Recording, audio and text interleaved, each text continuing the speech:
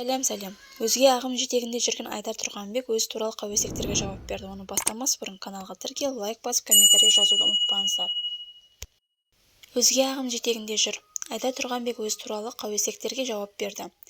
Кезінде талай арудың арманы болған Айдар Тұрғанбек бүгінде отбасылы. Бірнеше перзенттің әкесі, сахнадағы орта буын өкілі. Жігіттер тобының солисі жайында тыңдарман арасында айтылған әңгіме көп.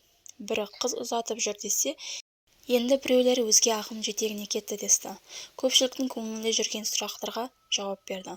Биыл жігіттер квартетін сахнада жүргеніне 20 жыл толыпты. Осыған орай шығармашылық тур бастаған едіңіздер, не істеп жатсыздар деп сұрақ қойды.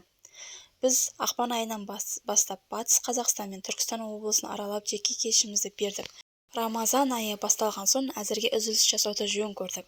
Қазір продюсеріміз өзге өнерлерге концерт берудің қамын ойластырып жатыр. Негізі алдағы күзде Алматы мен Астана тыңдармандарымызды қуантсақ деп отырмыз. Алғаш сахнаға шығып танылған кезде бойжеткендердің назарында жүрдіңіз. Сол кездерді сағынасыз ба деп сұрақ қойған еді.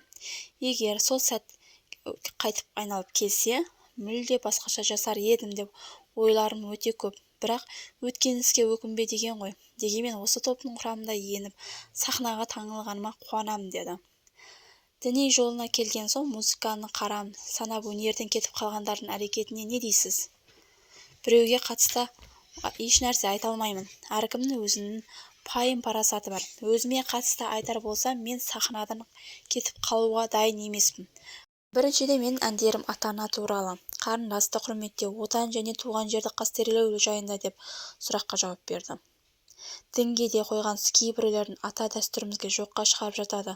Бұған не айтасыз деп сұрақ қойған еді.